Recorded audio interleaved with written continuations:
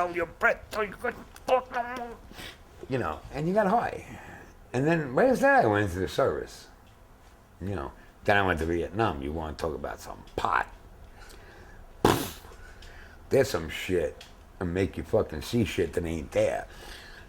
You know, I mean, that was some serious pot. You know. I mean, you joined the service right after high school? No. Right after high school, I was, in high school I was like I majored in tool and die making. You know, we were in the basement running the lathes and the milling machines.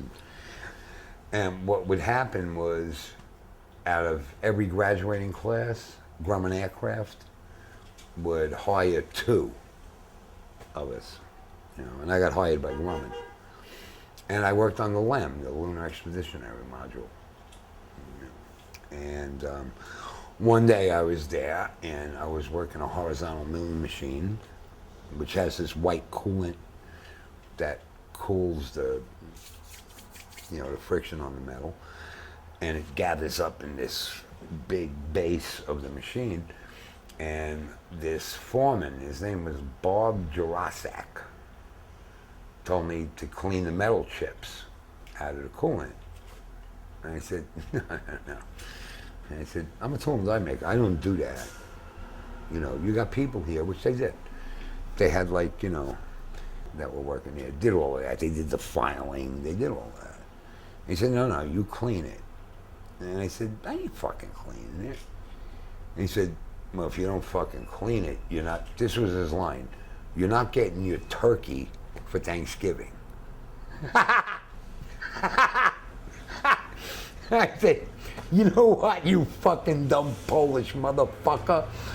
I don't want my fucking turkey. He said, are you getting nasty with me? And I threw a wrench at him. And he said, you're fired. And I said, no shit. So I left Grumman. And on the way home, I had to take the Hempstead Turnpike to get back to Levittown. And I passed, there was the Army, the Marines, the Navy, and the Coast Guard, the recruiters. And I was driving, and I said, let me see what this Vietnam fucking thing is about. So I stopped at the Army recruiter, and I walked in, and I joined up. No, tell him what you said about the Green Beret. I told the guy, the recruiter, I said,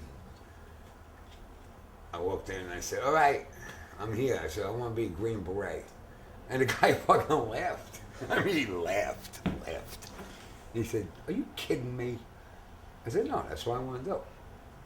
And he said, you have any idea what it takes to do it? He says, I can guarantee you basic training. I said, I know all that bullshit. Because I had friends that got drafted and shit. I said, I know all that bullshit. You know. And he said, and then I can guarantee you, if you get through basic, advanced infantry training. I said, okay. He said, and from there, you got to go to the airborne school. I said, okay. And then he said, from there, you got to go to Ranger school. I said, okay. Then you got to take a written exam. And if you pass the written exam, they'll put you in to Green Beret training, and it takes, depending on your specialty, it can take anywhere from 1 year to 4 years, because medics train for 4 years. I said, okay. They were real happy just to have some poor slob just willing to join at that point, because they needed bodies in Vietnam, right?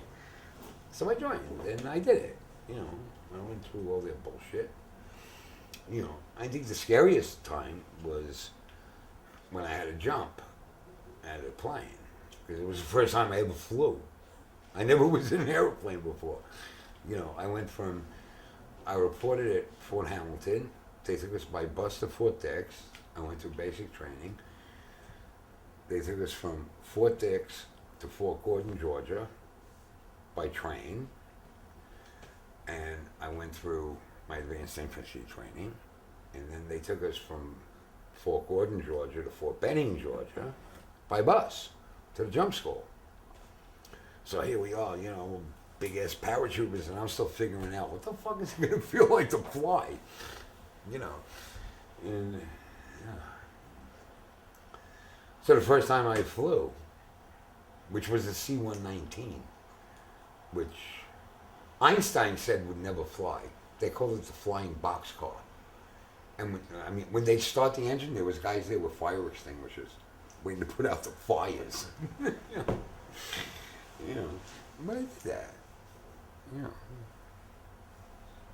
So how was it the first time? I always called it a night jump because my eyes are like so tight. You know, I mean, actually, the second jump was more scary than the first one. You know, because the second one you kind of knew what to expect going out, getting the prop blast, and flying that way and flying down. I mean, it's not like skydiving when you go out. Yeah. It's like, you're going out in a combat mode. So it's kind of it's what they call a violent exit. You know, when you go out, you're going out. But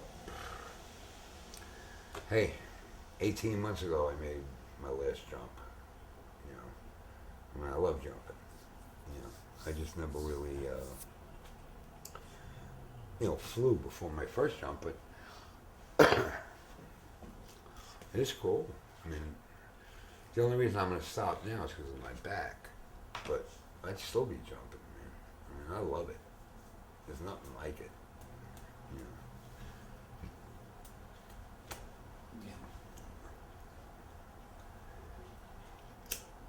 So how old were you when you went to Vietnam? When I went to And Vietnam, you finally got to go. How long did it take you? I was 20. Almost 20.